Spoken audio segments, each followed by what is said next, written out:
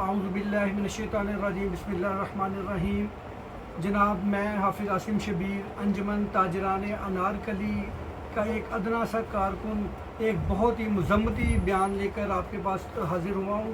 مجھے اس بات پر شدید افسوس کا اظہار کرنا پڑ رہا ہے کہ انجم نثار صاحب نے اس وقت جو Lahore chamber of commerce and industry میں سیاسی اور تنظیمی جو سرگرمیاں شروع کی ہوئی ہیں، یہ بہت ہی یقین کریں کہ تشویش کا اظہار کرنا پڑ رہا ہے کہ اگر پائنیز اور پیاف کے درمیان ایک باقاعدہ طور پر تحریری معاہدہ موجود تھا، اور اگر خود انجم نثار صاحب اس بات کا اظہار پریس کانفرنس میں کر چکے ہیں کہ علی حسان صاحب ایک دیانتدار اور ایماندار شخصیت ہیں، تو پھر آخر ایسی کون سی وجہ آن بنی کہ وہی انجم نثار صاحب جو ہے وہ یہ کہنے پہ مجبور ہو گئے ہیں کہ یہ ایک بددیانت انسان ہے، یہ کرپٹ ہے، یہ ون مین شو ہے۔ 2 سال اقتدار کے مزے لینے کے بعد ہم لوگ یہ کس طرح مان لیں؟ ہم لوگوں نے گراؤنڈ پر آپ لوگوں کے لیے محنت کی ہے، لوگوں سے ووٹ مانگے ہیں، دن رات ایک کی ہے۔ اب وقت آیا ہے کہ آپ ہمیں یہ بتائیں کہ 2 سالوں میں آپ نے اپنی کیا کارکردگی کی ہے۔ اب آپ کو 2 سالوں کے بعد وہ شخص جسے آپ خود دیانتدار ایماندار کہتے رہے ہیں، اب وہ بددیانتدار ہو گیا ہے۔ قرآن مجید میں آیت ہے کہ یا ایھا الذین آمنوا اوفوا بالعقود، اے ایمان والو اپنے عہد و پیمان پورے کرو۔ اسی طرح ہمارے رسول کریم صلی اللہ علیہ وسلم کی صحیح بخاری میں حدیث مبارکہ ہے، جب وہ وعدہ کرتے ہیں تو وعدہ خلافی کرتے ہیں۔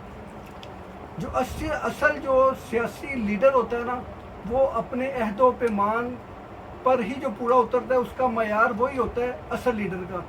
جو لیڈر اپنے عہد و پیمان پر پورا نہیں اتر سکتا، دوبارہ اس پر کبھی بھی کیسے اعتبار کر سکتے ہیں؟ اور ہمیں اس بات پر بھی شدید افسوس ہے کہ آپ نے نوجوان قیادت کے بارے میں جو الفاظ استعمال کیے، جن میں ان کو ناپختہ امیچور قرار دیا گیا اور کہا گیا کہ یہ چیمبر آف انڈسٹری کی روایات سے ناواقف ہیں، تو ہم آپ کی اس سوچ کو بھی مسترد کرتے ہیں۔